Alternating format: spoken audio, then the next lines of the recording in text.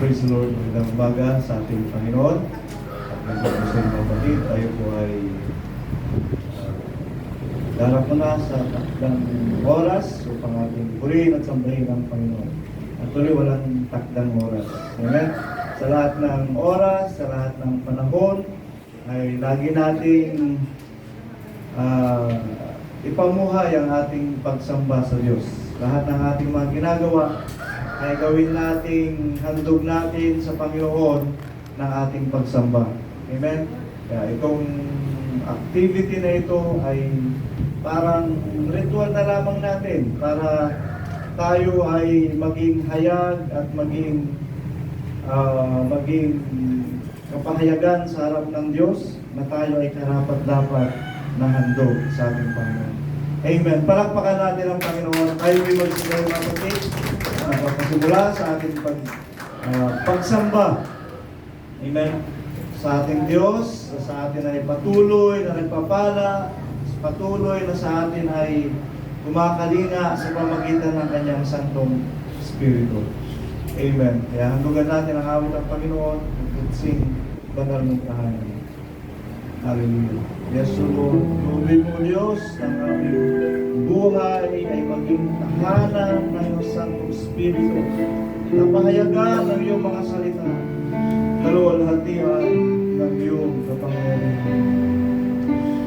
Ang puso ko'y lumulog sa iyo. Yes, Lord. Nagpapakumbaba at susumamo. Maging nabati mo na ikaw ay namasan. Makaliit lahat sa iyo ay pumisan. Puso ko'y dinudulog sa iyo. Puso ko'y tanggapin mo, Panginoon, ang maging kaya-ayang handog sa iyong harapan. Ang aming mga sarili at aming buong pagkatao. Linisin mo ang iyong Diyos sa pamagitan ng iyong Santong Espiritu. At kami ay tumugin ito at kung sumasulong at i-glorify. Nang sa gayon, kami ay maging malinis sa iyong harapan. Ang tahanan, dakilang Diyos, sa mga pagkalihan sa lahat. Tago kami sa iyong harapan. O ka, nagpapakababa at dumutulog sa iyo. Sa oras na ito, ang aming panambahan, Lord, nawa ay maging handog na kaya-ayang karapat-dapat. O Diyos, siya namin gawang pagsamba, na siya namin pusang pagsamba sa iyong harapan. O Lord, sa bawat oras, sa bawat panahon, ang aming mga gawa ay maging hayag sa iyo, Diyos, at ito ay maging katanggap-tanggap upang maging kapulihan at kalawalhatian. Panginoon, ang aming pananampalataya ay patuloy na ikaw, Diyos, ang aming pinagkakatuwaan. Sapagkat Diyos ka sa amin, ang iyong mga salita ay pinangyayari upang maging hayag sa amin. Kung ano ang aming pananampalataya at kung ano ang katotohanan ay pinapahayag mo sa amin. Kaya o Diyos, kayo sa amin pagkakatibon na ito, sumami na ng Santong Espiritu. Upang tumagawin ang iyong presensya. Kaya Diyos ay sa kapalit ng Lord upang maging pagpapala at maging biyaya para sa lahat. O Diyos, ipahayag mo sa amin na iyong mga salita at katuwiran. Sa amin ay maging pag-asa. Sa amin ay maging kalakasan. Sa amin, O Diyos, ay maging katibayan. Lupuri ka namin, Panginoon. Pagpalain mo ang bawat kapatid na paparino sa iyong bahay purihan.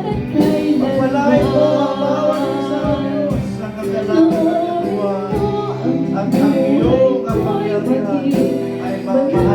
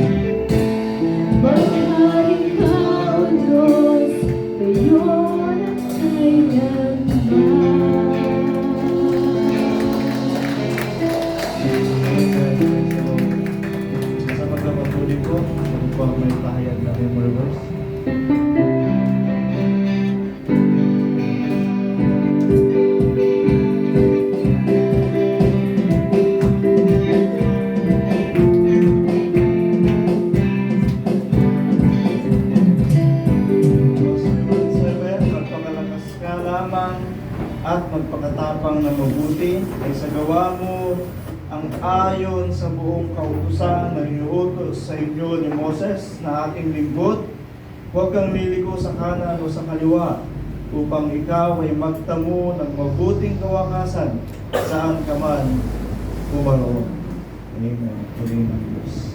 Kaya sumati ng biyaya ng Panginoon at ang kapangyarihan ng Diyos ay mahayag sa bawat isa sa pamamagitan ng kanyang mga salita.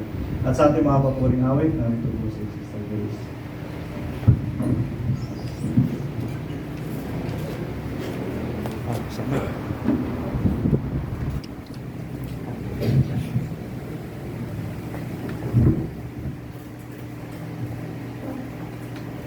Praise the Lord. Hallelujah. Kaya bago po tayo dumako sa ating mga papuring awitin, isang mapagpala pong umaga sa ating Panginoon at ganun po sa aming lahat. Kaya awitin po natin mga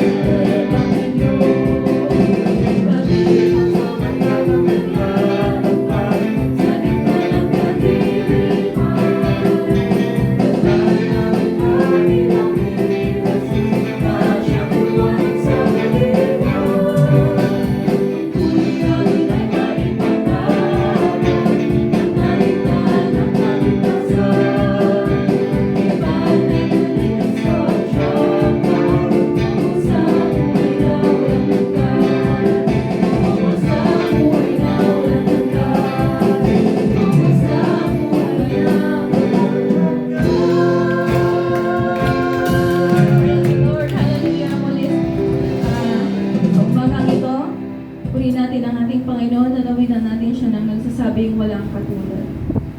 Tunay na ang Panginoon ay walang katulad.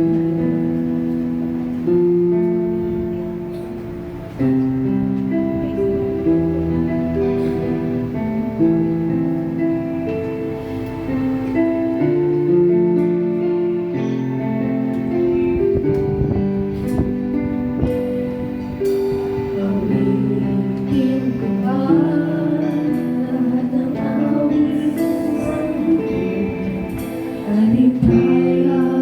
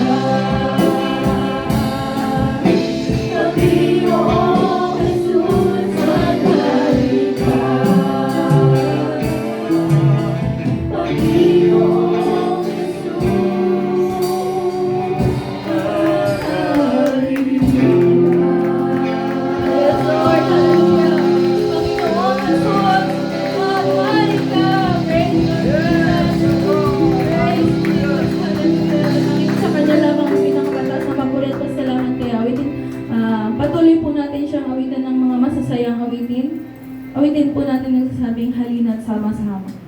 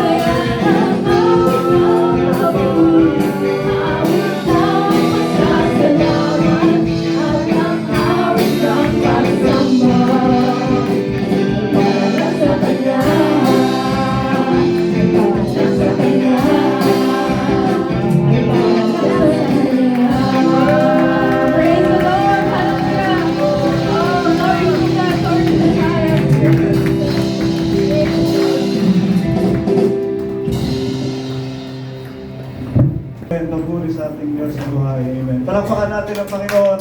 Praise the Lord. Praise God. Kaya ang mga handog na ito ay iaalay natin sa Panginoon na siya nating katampat ang pagsamba. Amen. Puri ng Diyos. At tayo po'y darang sa susunod na bahagi. Ang unang paghahayag ng salita ng Diyos. Narito po si Brother Joseph.